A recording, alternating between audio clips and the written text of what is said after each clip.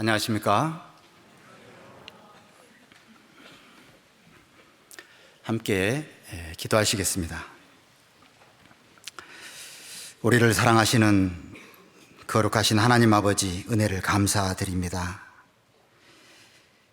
죄 가운데 살다가 또 영원한 심판과 멸망을 받을 수밖에 없었던 인생들을 주님께서 사랑하시고 우리를 위해 친히 이 땅에 오셔서 십자가에 그 모진 고난을 당하시고 피 흘려 주셔서 우리의 모든 죄를 영원히 깨끗이 씻어주시고 우리를 하나님의 자녀로 삼아주시고 영원한 천국에 들어갈 확실한 약속을 허락해 주신 그 은혜를 생각할 때마다 진심으로 감사를 드립니다. 주님의 피로 구원받은 귀한 자녀들, 또 주님의 몸된 교회 가운데 거할 수 있도록 인도해 주시고 주님의 말씀으로 공급해 주셔서 하나님의 자녀로서 올바르게 살아갈 수 있도록 인도해 주시고 또 우리를 통해서 주님이 이루시고자 하시는 그 선하신 뜻을 이뤄가시는 것을 생각할 때 더욱 감사를 드립니다. 이제 우리에게 또 필요한 말씀으로 공급해 주셔서 우리의 삶이 더욱더 주님의 뜻에 합당하고 주님의 뜻을 이뤄가는데 귀하게 쓰임받을 수 있도록 인도해 주시기를 간절히 원합니다. 우리 각 사람의 형편과 사정을 잘 아시는 주님, 우리의 마음에 주님의 말씀으로 위로해 주시고 또 힘을 주시고 용기를 더하여 주시기를 간절히 원합니다. 오늘 말씀을 통해서 우리에게 풍성한 주님의 은혜를 생각할 수 있는 귀한 시간이 될 수 있도록 인도해 주시옵소서. 시종을 주님께 의지하면서 우리 주 예수님 이름으로 기도드립니다. 아멘. 우리 성경 누가복음 14장을 찾으시겠습니다.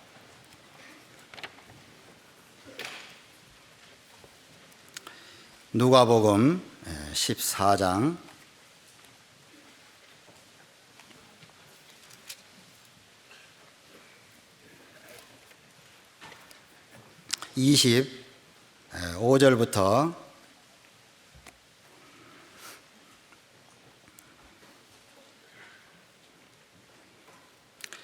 25절부터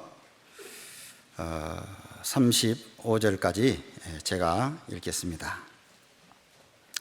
허다한 무리가 함께 갈새 예수께서 돌이키사 이르시되 무릇 내게 오는 자가 자기 부모와 처자와 형제와 자매와 및 자기 목숨까지 미워하지 아니하면 능히 나의 제자가 되지 못하고 누구든지 자기 십자가를 지고 나를 좇지 않는 자도 능히 나의 제자가 되지 못하리라. 너희 중에 누가 망대를 세우고자 할진대 자기의 가진 것이 준공하기까지에 족할는지 먼저 앉아 그 비용을 예산하지 아니하겠느냐. 그렇게 아니하여 그 기초만 쌓고 능히 이루지 못하면 보는 자가 다 비웃어 가로되 이 사람이 역사를 시작하고 능히 이루지 못하였다 하리라. 또 어느 임금이 다른 임금과 싸우러 갈 때에 먼저 앉아 1만으로서 저 2만을 가지고 오는 자를 대적할 수 있을까 헤아리지 아니하겠느냐. 만일 못할 터이면 저가 아직 멀리 있을 동안에 사신을 보내어 화친을 청할지니라. 이와 같이 너희 중에 누구든지 자기의 모든 소유를 버리지 아니하면 능히 내 제자가 되지 못하리라. 소금이 좋은 것이나 소금도 만일 그 맛을 잃었으면 무엇으로 짜게 하리요. 땅에도 거름에도 쓸데없어 내어 버리느니라. 들을 귀가 있는 자는 들을지어다 하시니라.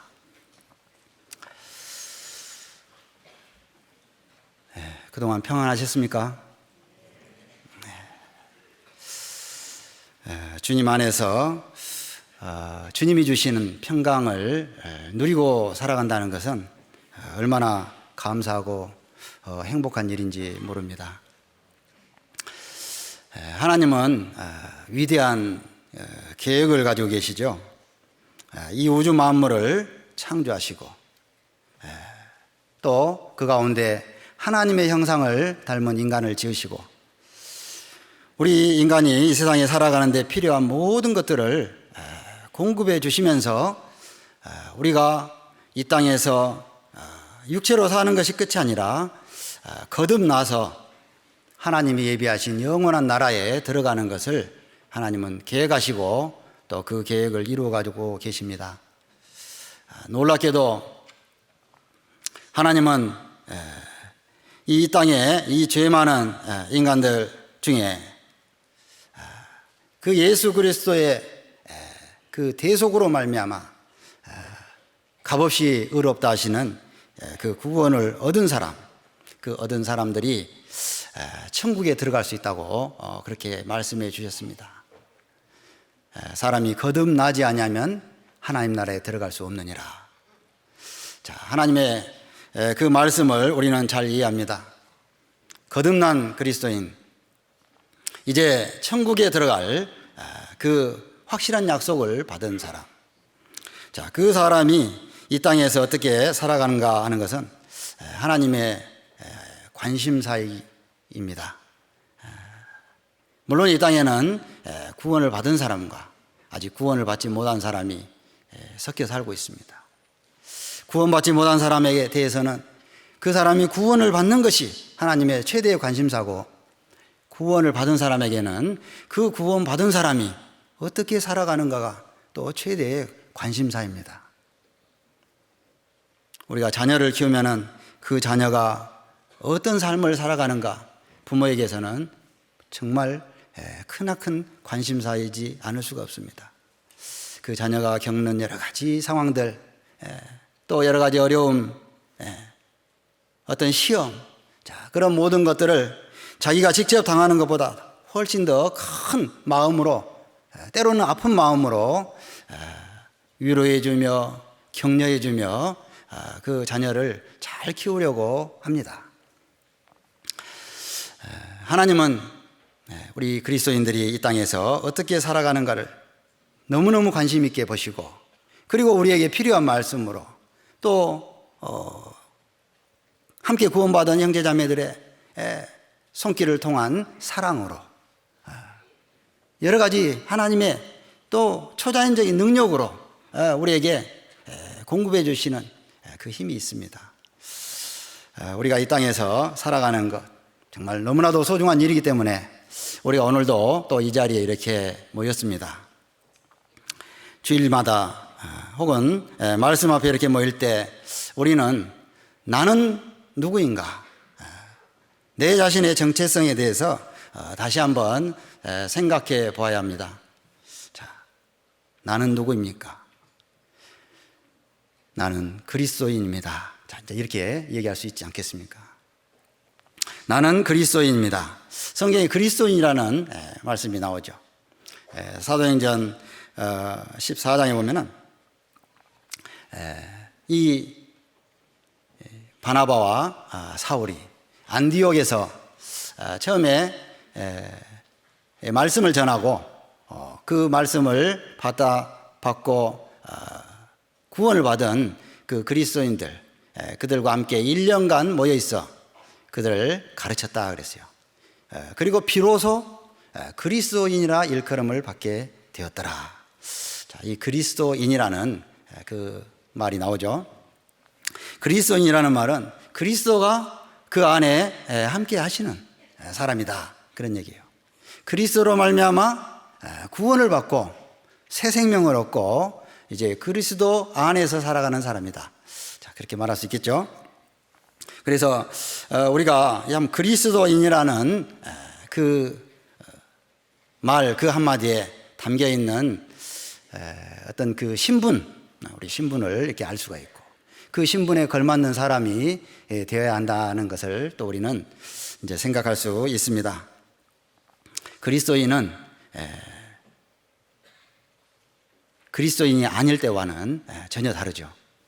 자, 그리스도가 내 안에 계셔서 이제 영원한 천국에 들어갈 수 있는 확실한 자격을 갖고, 또 이 땅에서도 주님과 함께 하면서 하나님 앞에서 이제 온전하게 하나님의 사람으로 살아갈 수 있도록 그렇게 인도해 주셨습니다.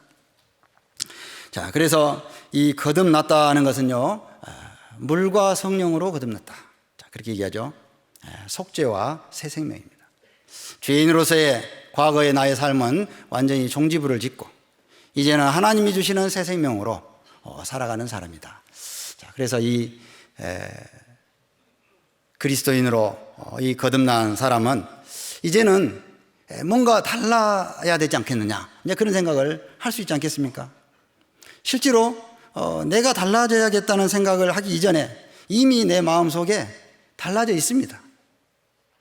이 땅에 죄인으로 살아가던 그때 어떤 내가 추구하던 그런 어떤 삶의 방식, 그런 삶의 목적과는 다른 차원 높은 다른 삶을 우리는 살고 있는 것입니다.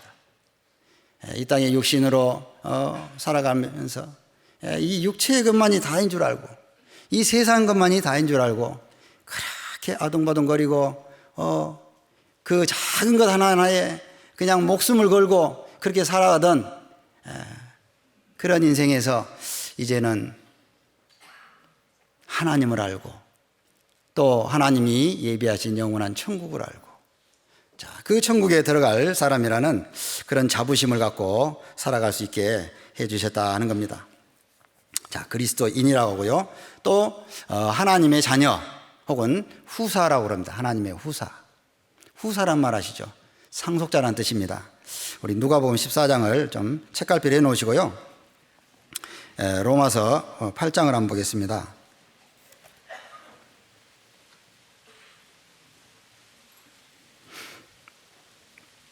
로마서 8장 16절.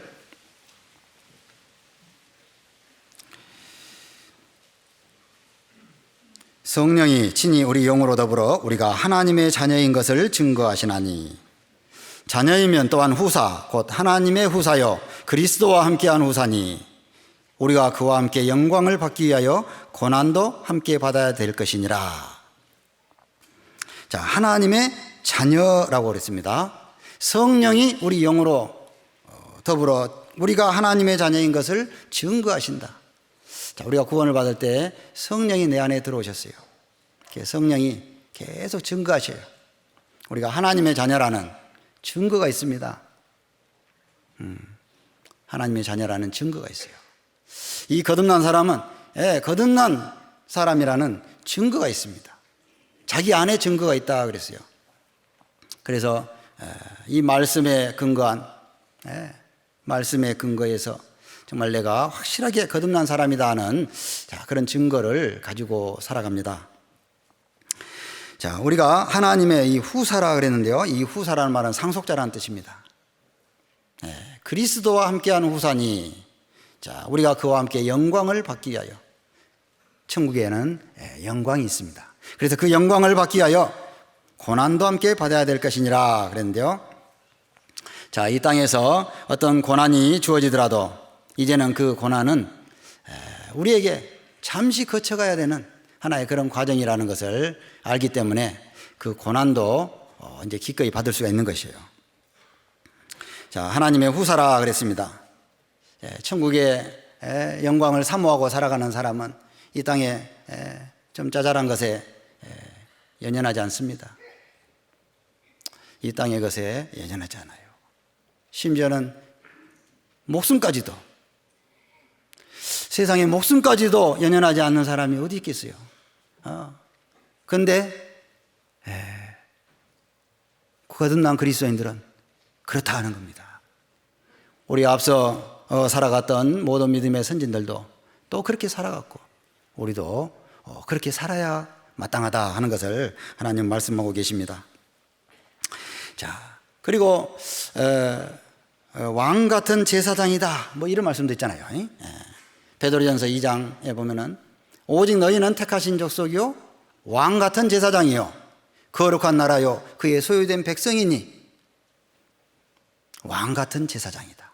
자, 왕은 물론 이제 왕 노릇을 실제로 이제 해야 되는데 이제 주님 오시면은 우리가 왕 노릇 한다고 그랬어요. 제사장은 뭐냐면은 하나님께 제사를 드리는 사람입니다. 제사를 드린 사람이에요. 하나님께 제사 아무나 드리는 게 아닙니다. 과거에 이스라엘 백성들도요, 대제사장만이 성소에 들어갈 수가 있었습니다. 하나님께 제사를 드리는 특권이 있었습니다. 그의 입는 옷조차 아주 화려했습니다. 그리고 하나님이 그 제사를 받아주셨다는 응답의 표시들이 있었습니다. 자, 이제는 바로 그리스도 안에 있는 이 그리스도인들을 제사장이다, 그렇게 얘기를 합니다. 베드로전서 2장에 보면은 신령한 제사를 드릴 제사장이 될지어다 그랬어요. 하나님이 기쁘게 받으실 신령한 제사를 드릴 제사장이 될지어다. 우리의 제사는 이제 매일 이루어지는 것이죠. 구원받은 이후에 이루어집니다. 제물은 뭐예요? 제물은 우리 자신. 로마서 12장에 그러므로 형제들아, 내가 하나님의 모든 자비하심으로 너희를 권하노니 너희 몸을 하나님이 기뻐하시는 거룩한 산 제사로 드리라. 이는 너희의 드릴 영적 예배니라. 우리의 모든 살아가는 삶이 하나님 앞에 산 제사다 그랬어요. 산 제사 드리고 계시죠? 제사를 드릴 때는 정말 제사를 받으시는 분의 뜻에 합당하게 드려야 되죠. 내가 아무렇게나 살아가도 그것도 제사라고 말한다면 그건 하나님을 모독하는 것이죠. 자, 그리스도인이 뭔가 내가 누구인가, 내가 하나님의 제사장이다 하는 것을 마음에 한번 생각을 한다면 이제 이거 함부로 살아서는 안 되네. 당연합니다. 구원받은 이후에 이 그리스도인은요, 거룩한 백성이다. 거룩이란 것은 구별됐다는 뜻이요. 하나님께로 구별됐다. 그것이 어떤 사람에게는 뭐 이렇게 부담스럽게 그러냐, 그렇게 생각하는 사람이 혹시 있을랑은 몰라요. 그것은 하나님을 아직 혹시 잘 이해하지 못하는 것이 아닌가 생각할 수 있어요. 하나님은 이제 이 죄 가운데 살아가던 지옥 갈 그 죄인들을 건져내서 하나님께 영광이 되고 참으로 우리에게도 영광이 되는 그런 삶을 주시기를 원하시는 거예요. 그래서 그걸 준비하는 것이 이 땅에서 삶이라고 할 수 있습니다. 또 하늘의 시민권자라는 뜻도 있죠. 그런 말씀도 있어요. 오직 우리의 시민권은 하늘에 있는지라. 시민권자라. 시민권자도 좀 뭔가 자부심 있잖아요. 시민권이라는 것은 그 나라 어떤 국적을 가진 사람이다, 자, 그런 뜻인데요.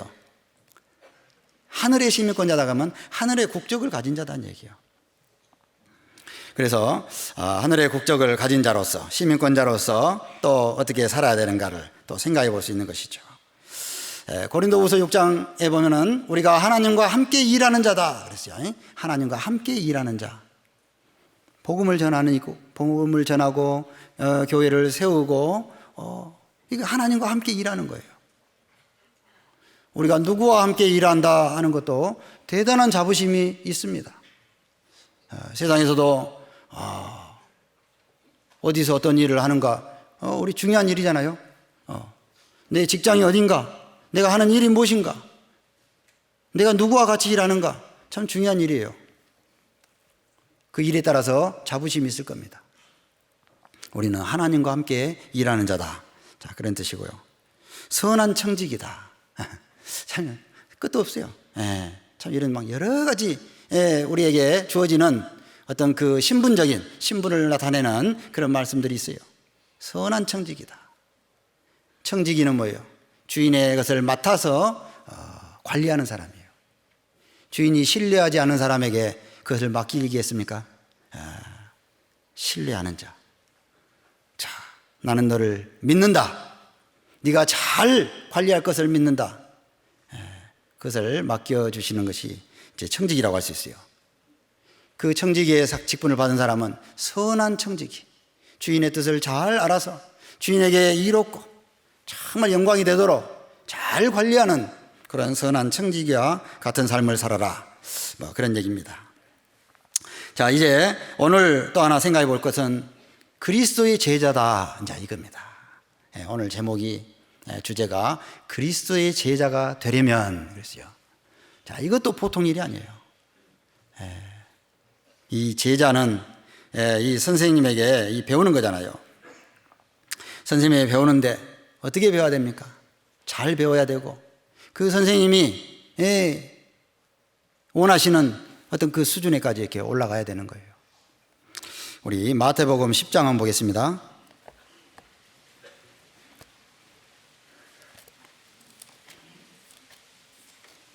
마태복음 10장 24절입니다.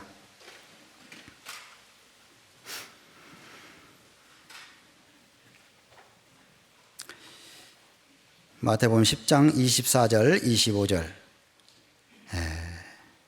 제가 읽겠습니다. 제자가 그 선생보다 또는 종이 그 상전보다 높지 못하나니 제자가 그 선생 같고 종이 그 상전 같으면 족하도다. 집주인을 바알세불이라 하였거든 하물며 그 집 사람들이랴. 자, 예수님이 이런 말씀하셨어요. 제자가 그 선생보다 혹은 종이 그 상전보다 높지 못하나니 제자가 그 선생 같고 종이 그 상전 같으면 족하도다. 정말 그 훌륭한 선생은 자기 제자가 정말 그 선생님의 어떤 그 수준에 이르기까지 잘 따라와 주기를 원할 겁니다. 종이 상전 같으면 족하도다. 종이 상전과 같이 정말 잘 배워서 잘 따라가면 얼마나 참 좋겠어요. 집주인을 바알세불이라 하였거든. 바알세불은 이게 귀신의 왕이라는 뜻인데요. 예수님 당시에 사람들이 예수님을 막 귀신의 왕이라고 그랬어요. 예수님이 이적을 행하니까 저건 귀신의 힘을 빌려서 기적을 행한다. 어째 생각하는 것이 귀신의 힘을 빌려서 이적을 행한다고 생각했을까요? 기왕이면 하나님의 능력으로 이적을 행한다고 생각하면 안 될까요? 이 마음이 삐뚤어져 있는 것이죠. 마음이 삐뚤어져 있어서 예수님을 비난하기 위해서 귀신의 힘을 빌려서 이렇게 이적을 행한다고 했습니다. 자, 집주인을 바알세불이라 했거든 하물며 그 집 사람들이야. 이제 예수님의 제자는 어떤 대접을 받아야 될 것인가를 이렇게 말씀을 하는 겁니다. 자, 우리는 주님을 따라가는 사람입니다. 그런데 주님은 우리가 단순히 예수님을 따라가는 사람이 으로 그치는 것이 아니라 주님의 참 제자가 되기를 원하신다는 거예요. 주님은 우리를 참 제자로 삼아서 주님의 그 일이 이 땅에서 마음껏 이루어질 수 있도록 그것을 우리를 이제 사용해 주시기를 원하시는 겁니다. 마태복음 28장에도 보면은 너희는 가서 모든 족속으로 제자를 삼아 아버지와 아들과 성령의 이름으로 침례를 주라고 했잖아요. 모든 족속으로 제자를 삼아 구원받게 하는 것도 참 당연한 거죠. 그런데 구원받은 사람이 제자가 아니면 그럼 뭐겠어요? 제자 아닌 다른 또 그리스도인도 있을까요? 모든 그리스도인은 다 제자가 돼야 된다는 거예요. 자, 그래서 오늘 이제 이 본문을 통해서 그리스도의 제자가 되려면 어떤 마음을 가져야 될 것인가를 좀 이제 생각을 해보도록 하겠습니다. 누가복음 14장으로 돌아가겠습니다.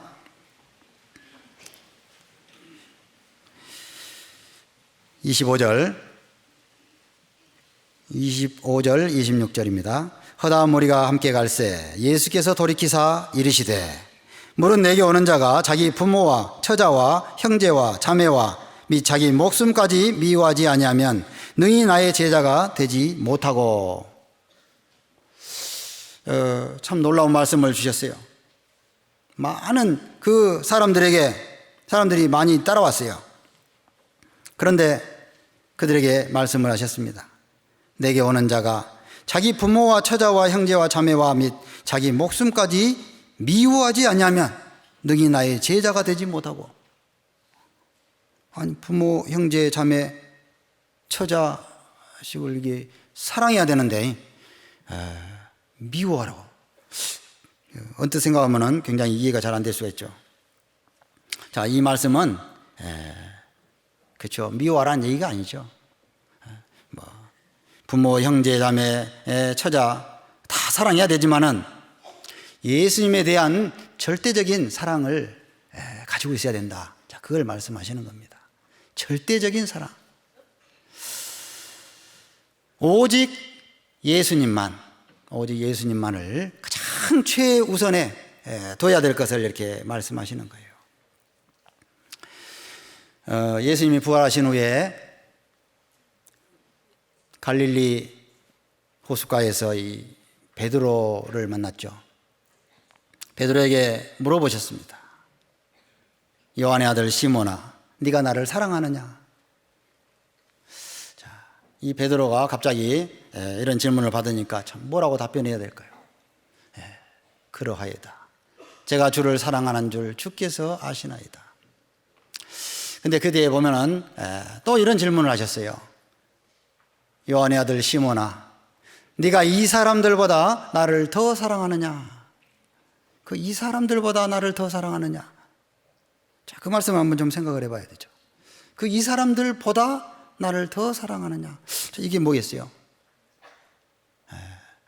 거기 나나주에 보면은 것들보다 이렇게도 되어 있는데요. 자, 이 세상의 모든 사람을 비롯해서 모든 것들보다 주님을 더 사랑하느냐? 자, 이것을 질문하신 거예요. 자, 여기는 놀라운 뜻이 있습니다. 부활하신 예수님, 이제 부활의 몸을 보여주신 예수님. 자, 이 부활의 몸은 어떤 모습입니까? 그분이 우리의 구원자이고, 정말 이 인간의 모든 그 죄와 사망의 권세를 다 이기고 부활하신 바로 그분이 바로 창조주 하나님이십니다. 자, 그것을 보여주시면서 네가 이래도 이것들보다, 이 세상 사람들보다, 이 세상의 모든 것들보다 나를 더 사랑하느냐? 이제 답은 쉽게 나올 수 있죠. 네, 그러하이다. 제가 주를 사랑하는 줄 주께서 아시나이다. 자, 이 구원받은 그리스도인은 주님을 어떻게 사랑합니까? 자, 주님을 어떻게 사랑합니까? 네, 우리 주님을 사랑합니다. 그런데요, 주님을 사랑하는 것도 있는데, 주님 잠시 좀, 나 이것도 좀 하고, 이것도 나 아직 못 놓거든요. 자, 우리 마음에 어떤 갈등이 생길 때가 있겠죠. 양자택일에 어떤 기로에 설 때가 있겠죠. 우리는 항상 주님을 제대로 보고 제대로 주님을 따라가지 않으면 갈등할 수가 있습니다. 심지어는 오히려 주님을 나중으로 모실 때도 있어요. 나중으로. 너희는 먼저 그의 나라와 그의 일을 구하라 그랬는데 나중으로 놓을 때도 있다는 거예요. 우리 주님 앞에서 스스로를 한번 돌아봐야 될 필요가 있습니다. 자, 구원을 받은 그리스도인에게는요, 이 성령이 오셨어요. 성령이 오셔서 내 안에 이제 새 생명으로, 그래서 성령의 뜻을 따라 살아가고자 하는 그 마음이 있습니다. 그런데 예성품이 또 있죠. 육신이 있어요. 육신은 뭐예요? 이것은 하여튼 멸해져야 되는 거예요. 멸해져야 되는 건데 멸해지지 않고 있어요. 그러니까 이 속에서 싸우는 거예요. 육신의 소욕은 성령을 거스리고 성령의 소욕은 육신을 거스리나니 이 둘이 서로 원수가 된다 그랬죠. 멸해져야 되지만은 아직 멸해지지 않으면서 내 이 속 사람이 그 싸움에서 계속 이겨내면서 어떤 사람이 돼야 될 것인가를 주님은 계속 이렇게 우리를 양육하고 성장시켜 가시는 하나의 그 과정에 있는 거예요. 그런데 우리는 때때로요 이런 말을 하죠. 육신이 있는지라. 육신이 있는지라. 그리고 어쨌다는 거예요. 그것도 좀 돌아봐야 된다는 얘기입니까? 그것도 좀 고려를 해야 된다는 얘기입니까? 그것은 반드시 멸해져야 될 것이지만은 지금 아직 주님이 남겨놓고 있는 상태에 있는 것이지. 그거 지금 고려해서 적당히 타협해서 살아가라. 자, 그런 얘기를 하시는 게 아니잖아요. 육신을 좇는 자는 육신의 일을, 영을 좇는 자는 영의 일을 생각하나니 육신의 생각은 사망이요 영의 생각은 생명과 평안이니라. 육신의 생각과 영의 생각을 구분할 수 있어야 되는 거예요. 자, 주님은 우리가 이 성령을 따라 살아가는 것, 주님을 선택하는 것, 우리 마음이 어디에 기울고 있는지를 매 순간 보고 계신다 할 수 있어요. 그렇지 않겠어요? 자녀를 키우는 부모가 항상 자녀에게 관심이 있듯이 하나님은 항상 우리가 무엇을 선택하는지 관심이 있다 하는 거예요. 주님, 아직은 제가 구원받은 지 얼마 안 됐거든요. 뭐 이런 이유, 아직은 내 지금 처지가 이거 좀 물론 그 어려운 상황을 우리는 이해할 수 있습니다. 이해할 수 있어요. 그러나 주님은 뭐라고 말씀하십니까? 주님도 괜찮다고 그러실까요? 그래서 여기서 자기 부모와 처자와 형제와 자매와 자기 목숨까지 미워하지 아니하면, 자, 이런 표현을 하셨습니다. 미워한다. 사실 원 어떤 뜻을 좀 생각한다면은 나보다 좀 덜 사랑해라, 이런 얘기겠죠. 덜 사랑해도 덜 사랑해야 된다, 이제 그런 뜻인데, 주님은 강력하게 단호하게 미워하지 않냐면 능히 나의 제자가 되지 못하리라. 때로는 단호하게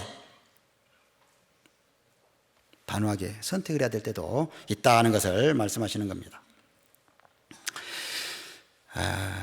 우리가요 정말 주님 앞에서 매일 이것도 생각을 해봐야 됩니다. 그런데 이것을 정말 내 마음에 확실히 받아들이고 내 삶 가운데 잘 적용하려면 어떻게 해야 될까요? 어떻게 해야 될까요? 매일매일이 삶이 훈련이에요. 주님을 사랑해야 돼요. 주님을 사랑해야 돼요. 더 사랑해야 돼요. 이전보다 더욱 사랑합니다. 이전보다, 항상 이전보다 더 사랑해야 돼요. 주님을 더 사랑하지 않으면은 언젠가 어떤 선택의 기로에 놓여졌을 때 우리는 또 머뭇머뭇할 수밖에 없다 하는 거예요. 자, 주님의 제자가 되려면, 주님의 제자가 되는 것은 정말 영광스러운 일이에요. 정말 영광스러운 일이에요. 우리가 천국의 영광을 어떻게 상상할 수 있겠습니까? 주께서 자기를 사랑하는 자를 위하여 예비하신 모든 것은 눈으로도 보지 못하고 귀로도 듣지 못하고 마음으로도 생각지 못하였다. 천국의 영광이 분명히 있습니다. 하나님 말씀에서 수도 없이 말씀하셨어요. 그래서 이 주님을 향한 그 사랑이 참으로 깊어지지 않으면 어려움이 있을 때 포기할 수 있다는 거예요. 좀 예로 들기가 좀 민망하긴 하지만은 세상에서 남녀가 사랑을 약속하고 결혼을 합니다. 그런데 결혼 생활은 꼭 순탄한 것만 아니죠. 또 어떤 풀지 못할 갈등도 있습니다. 자, 어려움에 처했을 때 결국 어떤 사람들은 갈라지는 것을 선택할 수 있습니다. 왜 그럴까요? 왜 그럴까요? 사랑이 깊지 않았기 때문에 그렇죠. 부부가 함께 만나서 가정을 이루는 것은 사실은 이 행복할 때, 즐거울 때 같이 놀자고 만난 게 아니에요. 어떻게 보면 그건 뭐 너무나 당연한 거지만은 진짜 어려울 때 같이 힘을 합쳐자고, 힘을 합쳐서 같이 이겨내자고 그때를 예비해서 만난 거 아니겠어요? 그런데 생각을 잘못했습니다. 예산을 잘못 세웠겠죠. 결혼 생활 하면은 뭐 참 얼마나 재밌을까. 자, 그것만 꿈꾸다가 막상 어려움이 딱 닥치니까는 딱히 이 사랑이라는 게 없었죠. 주님은 우리를 사랑하셨습니다. 목숨을 다하시기까지 사랑하시고 끝까지 사랑하시고 정말 이 세상에 아무도 돌아보지 않는 그런 사람까지도 주님은 돌아보시고 사랑하셨어요. 사실 이 세상에서 우리 이 자신들을 어떤 사람들은 아주 많은 사람들에게 관심을 받았던 사람도 있겠지만은 어떤 사람은 아무 관심도 못 받고 살았던 그런 사람들도 있었을 거예요. 그러나 주님은 우리를 관심 있게 보시고 사랑하시고 우리를 위해서 구원해 주셨어요. 그 구원을, 은혜를 베풀어 주셨습니다. 자, 그래서 이 주님은 우리가 정말 주님을 어떻게 사랑하는지를 이게 이제 보고 계신다 하는 겁니다. 누가복음 14장 27절입니다. 누구든지 자기 십자가를 지고 나를 좇지 않는 자도 능히 나의 제자가 되지 못하리라. 자, 이건 또 뭐예요? 자기 십자가를 지고 나를 좇지 않는 자도 능히 나의 제자가 되지 못하리라. 이 십자가는 고난을 얘기하죠. 죽음입니다. 죽음. 고난, 희생, 죽음을 말합니다. 자, 우리가 이 세상에 살면서 어떤 참 고생스러운 것도 있어요. 그래서 어떤 사람은 아이고, 저는 우리 가족들이 제 십자가입니다. 이렇게 얘기하는 사람들도 있어요. 그건 살면서 겪는 고생이죠. 이 십자가는 그런 종류의 그 고생을 얘기하는 게 아닙니다. 이 십자가는 고난이요, 고난.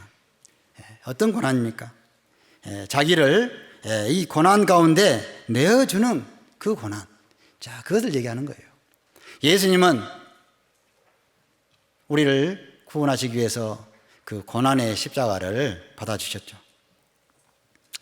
자, 이제 그 고난의 십자가를 이게 받아주시면서 우리에게도 똑같이 자기 십자가를 지고 나를 좇을 것을, 예수님을 좇을 것을 말씀하신 거예요. 예수님은 우리의 십자가를 짊어지셨습니다. 이제는 우리는 또 다른 영혼들을 구원하는 일, 주님의 그 남은 일을 행하기 위해서 주님이 맡겨주신 십자가를 또 짊어져야 된다 하는 겁니다. 이 그리스도인이 구원을 받고 나서요, 다른 영혼을 생각하지 않는다면 그건 좀 이상한 거죠. 내가 구원을 받은 것이 정말 감사하고 크게 느껴진다면 구원을 아직 받지 못하고 죽어가는 그 영혼을 바라볼 때 마음이 편하겠습니까? 당연히 그 마음이 거기에 쏠릴 수밖에 없어요. 그리고 그 사람들을 구원하기 위해서 어떤 그 희생이 필요하다면 그 희생을 기꺼이 이제 감당을 할 수 있을 겁니다. 자, 주님은 우리에게 이 고난의 십자가를 명하셨어요. 자, 이 고난이라는 말을 우리가 참 많이 들으면서 좀 제발 그 단어 말고 다른 단어 없을까? 이런 생각을 좀 할 수도 있는데요. 이 고난이라는 단어를 피해갈 수는 없습니다. 이 땅에서 이 고난이라는 단어처럼 좋은 것이 없어요. 자, 이 고난을 생각할 때 이 고난은 주님을 사랑하는 마음에 대한 어떤 척도라고도 말할 수 있어요.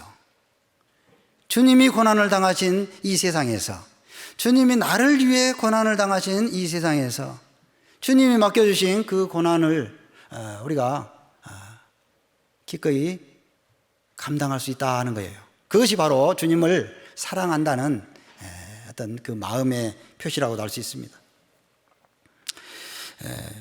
이 주님은 우리에게 참 그 고난을 이렇게 이제 함께 하기를 원하시는 거예요.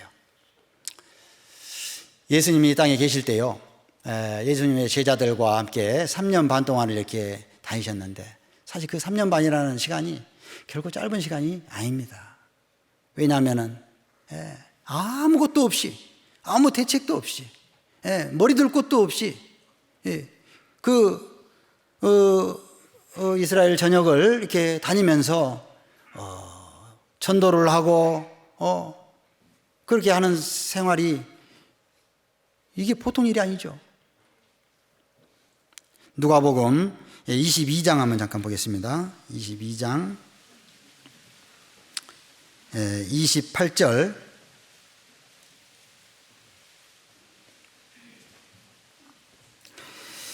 너희는 나의 모든 시험 중에 항상 나와 함께 한 자들인즉 내 아버지께서 나라를 내게 맡기신 것 같이 나도 너희에게 맡겨.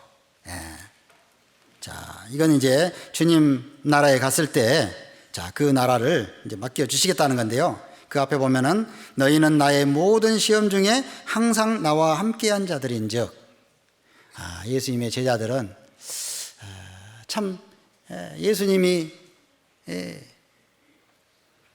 진짜 어떤 분인지를 정확하게 잘 알지 못했을 겁니다. 그러니까는 예수님과 같이 다닐 때도 우리 중에 누가 크냐, 이런 그 자리 다툼이나 하고 그 이상한 꿈 꾸고 그랬잖아요. 예수님이 왕이 될 때 누가 좌우편에 앉을 것이냐. 자, 그렇지만은 어쨌든 예수님이 이 고난을 차처하고 이렇게 다니실 때에 예수님과 같이 따라다녔어요. 야, 그것도 보면 참 신기해요. 끝까지 따라다녔어요. 물론 그 중에 한 사람은 끝까지 딴 마음을 품었죠. 자, 11 제자는 끝까지 갔습니다. 나중에 이제 예수님이 죽으시고 부활하시고 승천하신 후에 성령이 오셔서 이 복음을 세상에 전할 때 그 11 제자는 끝까지 죽음의 자리까지 갔습니다. 주님과 함께 갔어요. 그 영광이 얼마나 크겠어요. 그래서 우리가 그것을 이제 생각해 보는 것이죠. 그래서 주님과 함께 고난을 받는 것은 정말 주님을 사랑하는 그 마음이구나 하는 것을 알 수 있어요. 제가 아주 어렸을 때요, 그 부모님이 이제 농촌에서 이렇게 일을 하러 나가시면은 이 가을에 이게 해가 짧아가지고 금방 캄캄해져요. 근데 막 안 들어와. 안 들어오면 막 애들 이제 꼬물꼬물한 애들이 이거 뭐 해야 되겠어요?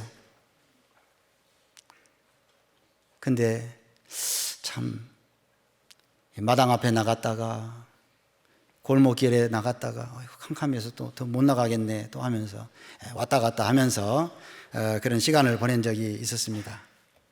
사실 아무 도움도 안 되는 것이지만은 그 마음이 지금도 이렇게 생각이 나요. 부모님은 그래도 논밭에 가서 참 캄캄할 때까지 일하고 계시는데 우리는 뭐 할 수 있는 것은 없으니까 그래도 마당 앞에서 또 어디 골목길에서 뭐 요즘 아이들 그렇게 하는가 모르겠습니다. 갑자기 그게 생각이 나네요. 부모님을 사랑하기 때문에 그래도 그렇게 편안하게 쉬지를 못했어요. 할 수 있는 것은 아무것도 없었어도. 자, 우리는 주님을 사랑합니다. 주님 사랑한다고 고백하잖아요. 그러면은 뭘 해야 되겠어요? 주님과 뭔가 고난에 동참하는 거, 그거 뭐 없을까? 좀 찾아야 되지 않을까요? 어쩌면 우리 시대에 너무나도 풍족한 시대에 살면서 우리는 편안하고 안락한 곳을 찾지 않습니까? 고난은 주님이 받으셨기 때문에 이제는 우리는 뭐 좀 편안하게 좀 살아도 되지 않을까? 어째 좀 이상하잖아요. 모세는 애굽의 궁중에서 살면서 잠시 죄악의 낙을 누리는 것 같다. 그 마음을 그렇게 표현했어요. 차라리 하나님의 백성과 함께 고난받는 것을 택하겠다. 자, 히브리서 11장에 보면 그 말씀이 나오죠. 이는 상 주심을 바라봄이라. 정말 주님을 사랑하는 거예요. 주님을 사랑하는 마음을 끝까지 이렇게 가지고 있어서 정말 그렇게 귀하게 쓰임을 받았죠. 자, 고난을 그렇게 받아들이는 것, 정말 받아들이는 것, 그것이 주님을 사랑하는 사람의 마땅한 태도라고 할 수 있습니다. 우리는 어떻게 보면은 좀 헷갈릴 때가 있어요. 또 고난은 육체를 통해 들어오는 죄를 그치고 하나님의 뜻을 따라 살기에 유익하다, 그런 말씀이 있죠. 베드로전서 4장 1절에 보면은 그리스도께서 고난을 받으셨은즉, 그죠? 육체의 고난을 받으셨으니 너희도 같은 마음으로 갑옷을 삼으라. 이는 고난을 받은 자가 죄를 그쳤음이니 다시는 사람의 뜻을 좇지 않고 하나님의 뜻을 좇아 살게 하려 함이라. 육체의 남은 때를 살게 하려 함이라. 자, 이런 말씀이죠. 고난은 사람을 경건하게 만듭니다. 사람의 뜻을 좇지 않고 하나님의 뜻을 좇아 살아가도록. 그러니까 사실 어떻게 보면은 좀 덜어내야 되는 것들이 있는 것이죠. 좀 덜어내야 되는 것이 있어요. 왜요? 세상의 것은 하나 가지면은 또 다른 것이 보여요.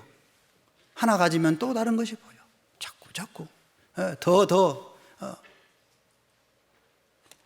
거기에 덫에 걸릴 수가 있습니다.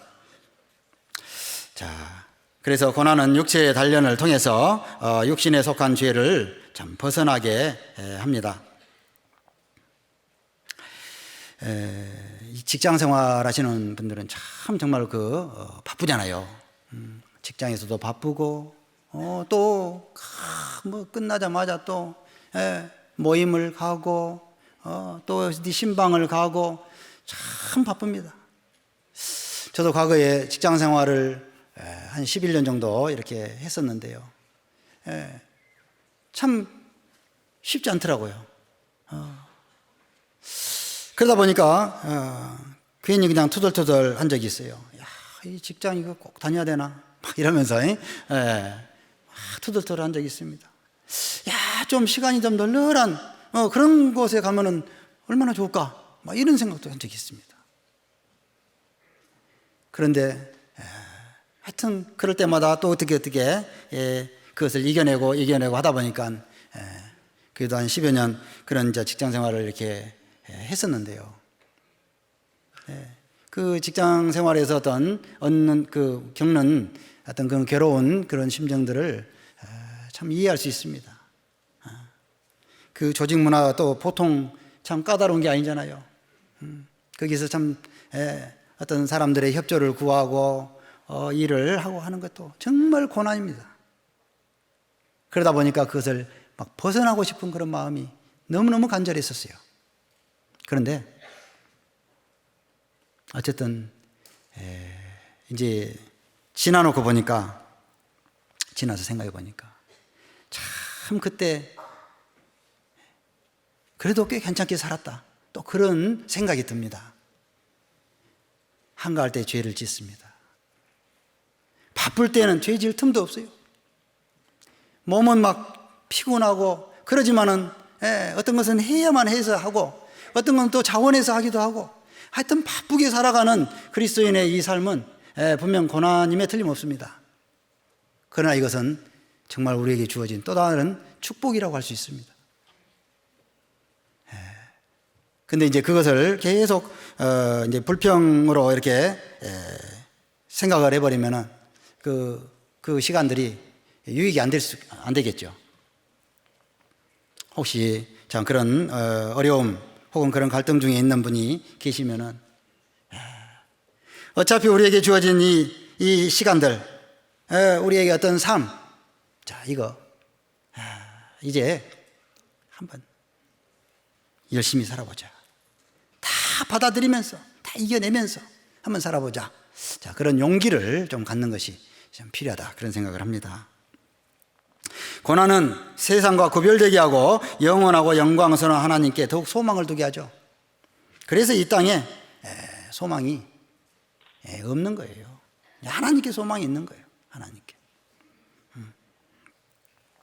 자, 우리가 하나님을 정말 그렇게 간절히 찾는 마음이 필요하죠. 자기 십자가를 진다는 것은 정말 그 고난을 자처하는 것입니다. 그래서 자기 십자가를 지고 나를 좇지 않는 자도 능히 나의 제자가 되지 못하리라. 자, 이런 말씀을 하셨습니다. 28절, 14장 28절입니다. 너희 중에 누가 망대를 세우고자 할진대 자기의 가진 것이 준공하기까지에 족할는지 먼저 앉아 그 비용을 예산하지 아니하겠느냐. 그렇게 아니하여 그 기초만 쌓고 능히 이루지 못하면 보는 자가 다 비웃어 가로되 이 사람이 역사를 시작하고 능히 이루지 못하였다 하리라. 자, 이 망대를 세우는 말씀을 하셨습니다. 자, 망대를 세우는데 그렇죠, 비용이 들잖아요. 준공하기까지에 그 예산이 족할는지 먼저 앉아서 그것을 생각해 보지 않겠느냐 이거죠. 자, 이 말씀은 우리 신앙생활을 예산을 좀 크게 잡아야 된다 하는 것을 말씀하시는 거죠. 신앙생활을 물론 시작한 것은 어떻게 하여튼 시작했습니다. 그런데 말씀을 배워보니까 진짜 이것이 영광의 길이구나, 이것이 진짜 우리에게 꼭 필요한 귀한 삶이구나 하는 것을 이렇게 받아들였을 때 이제부터는 예산을 크게 세워야 되는 거예요. 그래서 우리가 교제 가운데 참석하고 복음을 전하고 이런 일들 불평하면 안 됩니다. 시간에 쫓기더라도 힘들더라도 불평하지 말고 열심히 참석해야 돼요. 비록 정말 몸이 견디기 힘들 때가 있을 수도 있을 거예요. 주님 다 아십니다. 주님이 보고 계시는 거예요. 주님이 위로해 주십니다. 피곤한 손과 연약한 발을 붙들어 일으켜 세우시는 그 하나님, 그 하나님이 위로해 주신다는 거예요. 우리 형제 자매님들 이렇게 얼굴 보면서 형제님 참 피곤해 보이시네요, 이런 말씀 제발 안 하셨으면 좋겠어요. 우리 인생 가뜩이나 피곤한데 그런 피곤한 말씀들 하지 마세요. 오히려 형제님을 보니 정말 힘이 납니다. 아이고 형제님 역시 와주셨군요. 역시 감사합니다. 만나서 감사합니다. 그렇게 해야지. 물론 뭐 속상하게 하려고 그런 말을 한 것은 아니겠지만은 그 말 표현이 별로 안 좋은 것 같더라고요. 자, 그래서 정말 이 망대를 세우는 것 끝까지 준공하기까지 다 이룰도록 넉넉하게 가야 됩니다. 이 비웃는 사람들이 있어요. 혹시 이 망대를 세우다가 그게 잘 안 되면은 그죠? 비웃는 사람이 있어요. 어떤 사람이 비웃습니까? 이 사람이 역사를 시작하고 능히 이루지 못하였다. 그렇죠. 알아봤다 그죠? 역시 알아봤다. 자, 뭐 근데요, 그런 말 안 들어야 되겠죠. 우리가 뭔 일을 시작할 때 정말 힘있게 해야 됩니다. 마음을 꽉 잡고 해야 돼요. 우리 말로 정말 걷어붙이고, 그죠? 걷어붙이고 해야 돼요. 적당히 조금 하려고 하면 반드시 문제에 걸립니다. 그래서 충분히 예산을 세우고 참여해야 된다 하는 거예요. 우리가 처음에는 은혜로 시작했다가 나중에 불평불만으로 끝나는 수도 혹 있어요. 정말 그런 경우가. 그 예산을 잘 못 세웠기 때문에 그렇습니다. 하나님은 우리가 정말 힘있게 살아가기를 정말 원하시는 거예요. 자, 고난을 감수할 진지한 각오를 가지고 모든 환난을 이기고 끝까지 승리하는 자가 되기를 원하시죠. 우리에게 어느 정도의 어려움이 닥치면은 야, 정말 이것은 어려울 것이다 하는 것을 주님 다 아신다는 얘기예요. 근데 그것을 잘 이겨냈을 때 역시 이기는 자는 칭찬을 받습니다. 또 누가복음 14장 31절입니다. 또 어느 임금이 다른 임금과 싸우러 갈 때에 먼저 앉아 1만으로서 저 2만을 가지고 오는 자를 대적할 수 있을까 헤아리지 아니하겠느냐. 만일 못할 터이면 저가 아직 멀리 있을 동안에 사신을 보내어 화친을 청할지니라. 이번에는 또 전쟁에 관한 얘기죠. 자, 여기 1만의 군사가 있는데 2만의 군대를 가지고 쳐들어오는 왕이 있어요. 이거 큰일 났죠. 이 중과 부적, 이 좀 숫자가 잘 안 될 것 같은데. 근데 이제 잘 이게 계산을 해보란 얘기죠. 근데 사실 계산하고 자시고 할 것이 없이 그잖아요. 쳐들어오면 어때야 되겠어요? 나가 싸워야지. 만일 그렇게 못할 때면 사신을 보내서 화친을 청하라 그랬는데 말이 화친이지 뭐겠습니까? 항복하라는 얘기잖아요. 항복하면 되겠어요? 과거 역사를 이렇게 보면은 간혹 그 항복을 했을 때가 있잖아요.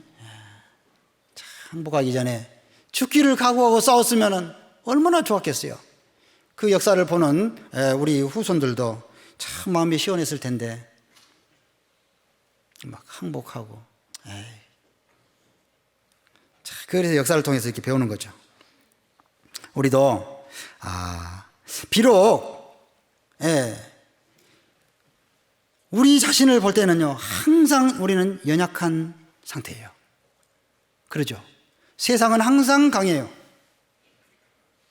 그런데 어떻게 되겠어요? 죽기를 각오하고 싸워야 된다는 얘기죠. 죽기를 각오하고 싸워야 된다.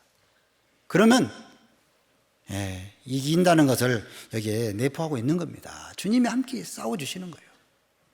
그래서 자, 이걸 보면서 예산을 세운다는 것은요 죽기를 각오하고 싸우는 것을 말하는 거예요. 참 그래서 우리의 인생 가운데 참 이런 여러 가지 문제들, 그런 문제들이 닥칠 때 우리는 정말 내가 그리스도인이다, 내가 하나님의 자녀다, 내가 하나님의 일꾼이다, 자, 이런 자기의 정체성을 확실하게 가지고 거기에서 절대 물러서서는 잘 안 되는 것이에요. 자, 그러면서 그 뒤에 보면은 33절에 이와 같이 너희 중에 누구든지 자기의 모든 소유를 버리지 아니하면 능히 내 제자가 되지 못하리라. 자기의 소유를 버리지 아니하면, 모든 소유를 버리지 아니하면 그것은 목숨을 걸으라는 얘기겠죠. 자, 목숨을 걸어야 된다. 근데 자, 이게 이런 말들을 우리가 할 때요 잘 생각하고 정말 묵상을 해야 됩니다. 주님은 분명 우리와 함께 하시고 우리를 통해서 역사를 나타내시는 분이에요. 근데 우리는 그것을 직접 눈으로도 봅니다. 눈으로도 보고 또 어떤 경험으로도 경험해 보고, 그러면서도 항상 그것이 내 마음에 늘 그 어떤 의심으로 또 이렇게 들어올 때가 있어요. 그것은 정말 그 결심을 단호하게 하지 않은 것이 있어요. 주님의 제자가 되는 것은요 결심을 단호하게 해야 돼요. 그리고 거기에서 절대 물러서서는 안 된다는 것을 마음에 이렇게 가지고 살아야 됩니다. 사람이 참 이렇게 자기를 컨트롤한다는 것이 참 쉬운 일은 아닌데요. 자기를 잘 컨트롤을 하면은 단련이 되고 그것이 이제 자기의 그 삶의 모습이 이렇게 되잖아요.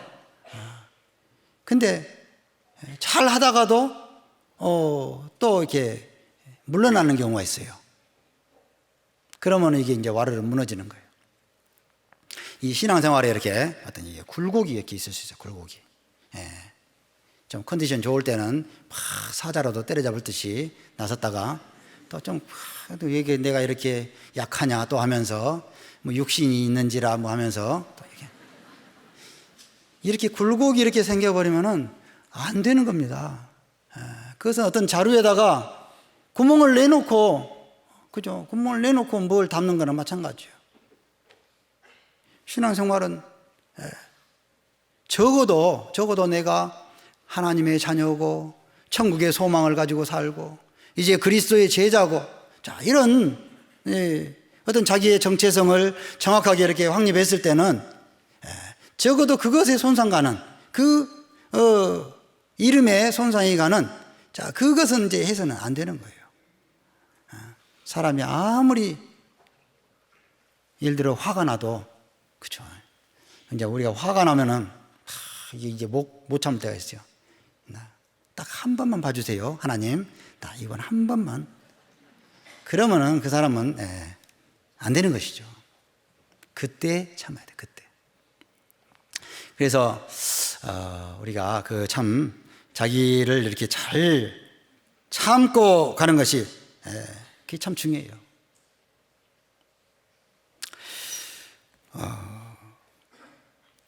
자, 이제 34절 35절 남았는데요. 소금이 좋은 것이나 소금도 만일 그 맛을 잃었으면 무엇으로 짜게 하리요? 같은 말씀입니다. 땅에도 거름에도 쓸데없어 내어버리느니라. 들을 귀가 있는 자는 들을지어다 하시니라. 소금은 맛을 내고 또 부패를 방지하는 그런 역할을 합니다. 소금이 그 소금의 역할을 못하면은 무슨 소용이 있겠느냐? 자, 그런 얘기죠. 자, 소금도, 그 말 못하는 소금도 자기 역할을 충실하게 잘 감당해 나가는데, 그리스도인이, 그리스도의 제자가 우리에게 주어지는 마땅한 그 일을 잘 감당해 나가야 된다 하는 것을 우리에게 이제 말씀을 하시는 겁니다. 자, 그리스도의 제자는 주님에게 배우는 사람입니다. 영생을 얻었을 뿐만 아니라 이제 주님께 살아가는 거예요. 주님께 배우면서 살아가는 거예요. 그래서 이 복음서에 보면은 예수님이 이 살아 계실 때, 이 땅에 계실 때 쭉 어떤 그 말씀하신 것들, 또 어떤 상황에서 어떻게 행하신 것들, 그건 전부가 우리에게 거울이 됩니다. 우리에게 본을 끼쳐 그 자취를 따라오게 하려 하십니다. 본을 끼쳤습니다. 우리가 어떤 상황에 닥쳤을 때, 야, 예수님이라면 어떻게 하셨을까? 예수님이라면 어떻게 하셨을까? 자, 그 생각해 봐야겠죠. 예수님의 제자라면 어떻게 해야 합당한 것일까? 예수님께서 제자들을 데리고 다니실 때요, 때로는 뭐 칭찬도 하시고 때로는 책망도 하시고 했겠죠. 자, 어떤 것이, 어떻게 예수님을 따라가는 것이 주님께 칭찬을 받는 삶입니까? 뭐 주님은 베드로전서 1장에 보면은 그 믿음의 시련을 다 견디는 다음에 칭찬과 영광과 존귀를 얻게 하신다, 자, 그런 말씀이 있는데요.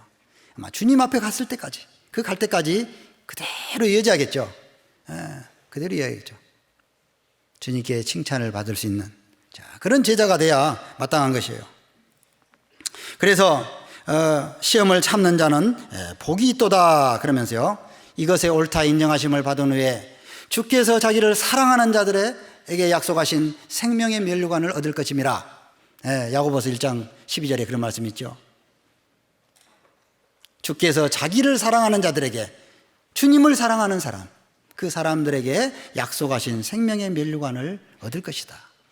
자, 이런 말씀들을 우리가 허투루 보내면 안 됩니다. 이거 누구한테 그럼 준단 말이가? 내가 받아야겠네. 그렇죠. 내가 받아야지. 누가 받아요? 물론 다른 사람도 받을 수 있겠지만은 우리 목표를 가져야 됩니다. 목표를 가지고. 그러나 정말 그 길은 때로는 험난할 수 있죠. 그래서 주님을 바라봐야 된다 하는 거예요. 주님은 어떤 삶을 사셨는가? 주님은 어떤 말씀을 하셨는가? 그것을 바라봐야 됩니다. 우리 히브리서 12장을 보겠습니다.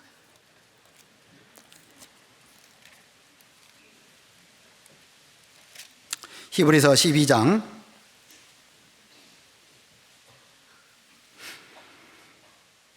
1절 2절입니다. 이러므로 우리에게 구름같이 둘러싼 허다한 증인들이 있으니 모든 무거운 것과 얽매기 쉬운 죄를 벗어버리고 인내로서 우리 앞에 당한 경주를 경주하며 믿음의 주요 또 온전케 하시는 이인 예수를 바라보자. 저는 그 앞에 있는 즐거움을 위하여 십자가를 참으사 부끄러움을 개의치 아니하시더니 하나님 보좌 우편에 앉으셨느니라. 자, 정말 우리에게 주시는 말씀이라고, 합당한 말씀이라고 받아들여집니다. 자, 우리에게 구름같이 둘러싼 허다한 증인들이 있으니, 앞서간 믿음의 선진들이 허다한 증인들이 있습니다.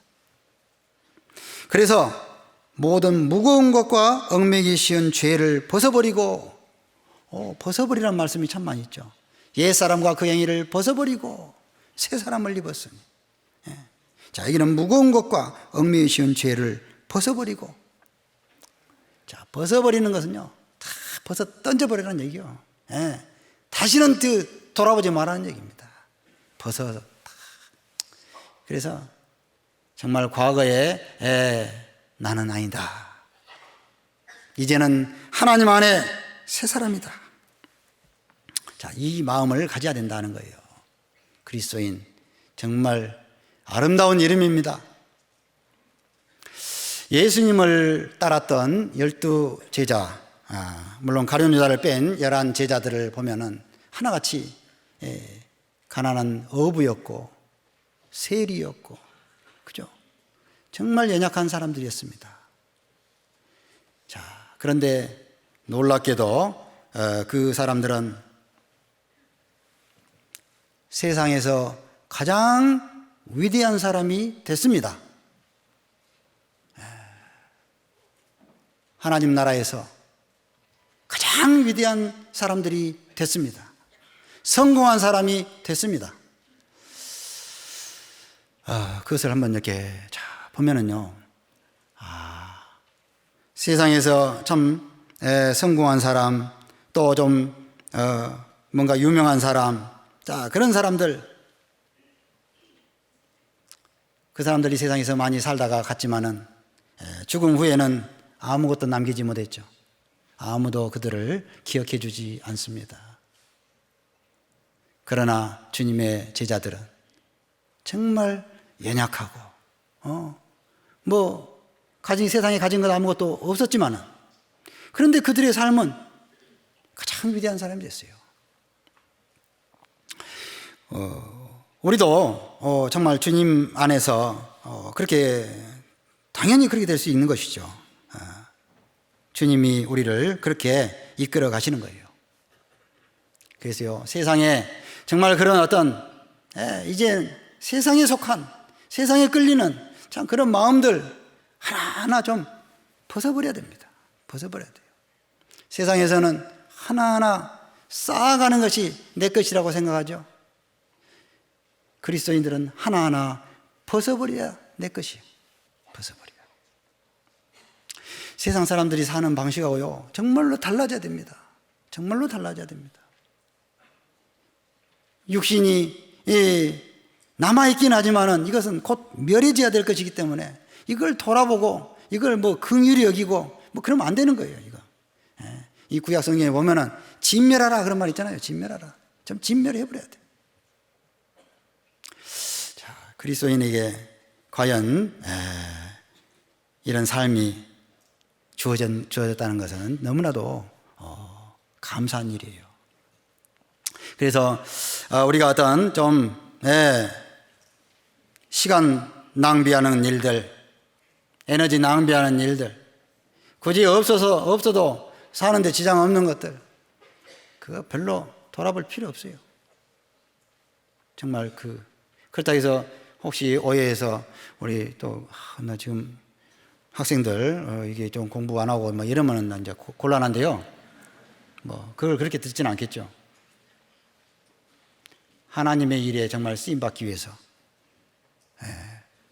자격을 갖추는 일에 혹은 어떤 사람들에게 접근하기 위해서는 자격도 있어야 되는 거예요. 그렇죠? 그런데 우리 육신의 어떤 무슨 안락을 위해서, 우리 어떤 명예를 위해서 별 의미 없는 거예요. 그래서 그것을 잘 분별하면서 가야 된다 하는 겁니다. 자, 이제 좀 정리를 해보겠습니다. 예수님은 고난을 자처하신 분입니다. 그가 아들이시라도 그 받으신 고난으로 순종함을 배워서 온전하게 되셨은즉, 아들이시라도 그 받으신 고난으로 순종함을 배워서 온전하게 됐습니다. 자, 예수님의 모습을 보면은 고난의 삶이 보입니다. 예수님은 해야 할 일이 있었기 때문에 그 일을 이루기까지는 다른 아무것도 돌아보지 않았어요. 그 일을 이루기까지 내 마음이, 내 답답함이 오죽하겠느냐, 뭐 그런 말씀도 하셨잖아요. 심한 통곡과 눈물로 간구하면서 오로지 한 길만을 걸어가셨습니다. 그게 주님이 걸어가셨던 길입니다. 내가 이 때를 위하여 왔나이다. 내가 전해야 될 이 진리를 어떻게든지 전하는 것이 목적이다 하는 거죠. 그래서 십자가에서 완성하시기까지, 구원을 이루시기까지 그 길을 한 채 차질 없이 가셨고, 또 예수님이 걸었던 한 걸음 한 걸음은 우리 믿는 자들에게 본이 되게 하기 위해서 그 한 걸음도 허튼 걸음이 없었어요. 정말 놀랐습니다. 이런 위대하신 스승을 따라가는 제자들, 우리는 어떤 모습으로 주님을 따라가야 될 것인가?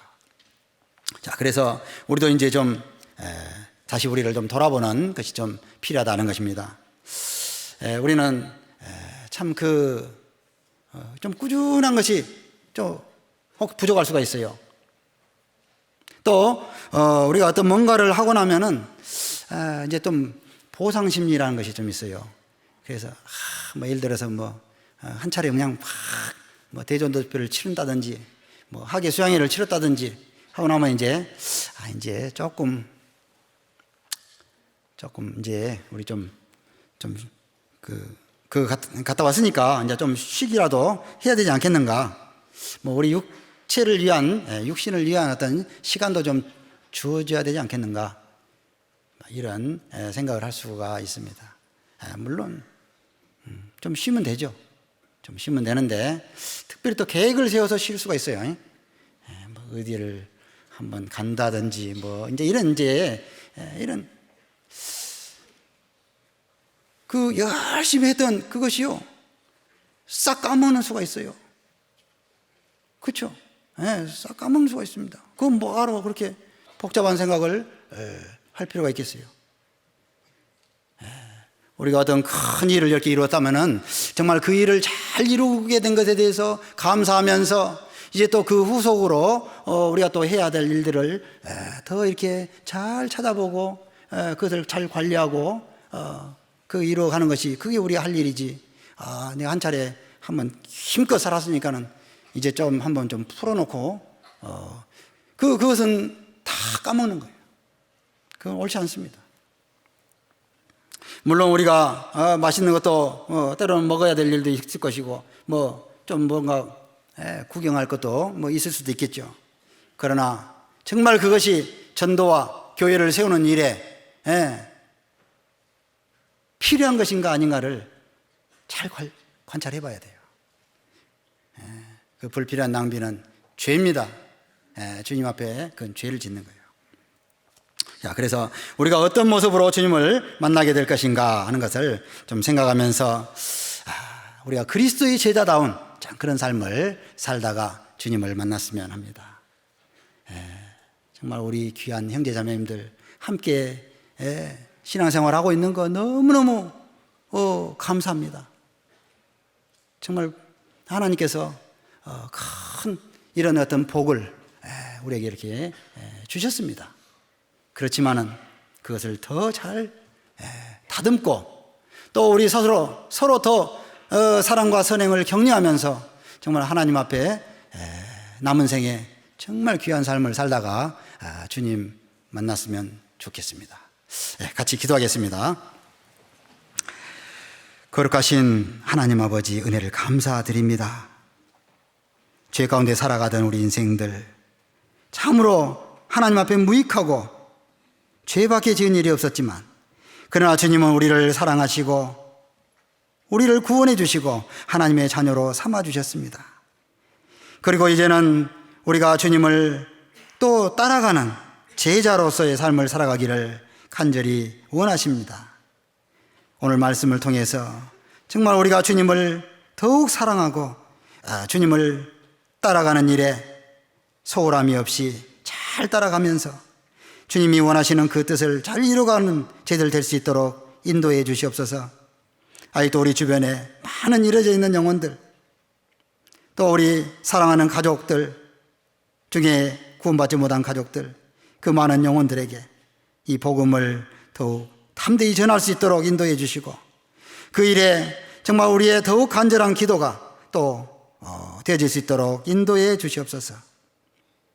우리의 나머지 삶을 온전히 주님께서 주관하시고 인도해 주시기를 바라면서 우리를 구원해 주신 우리 구주 예수님 이름으로 기도드립니다. 아멘.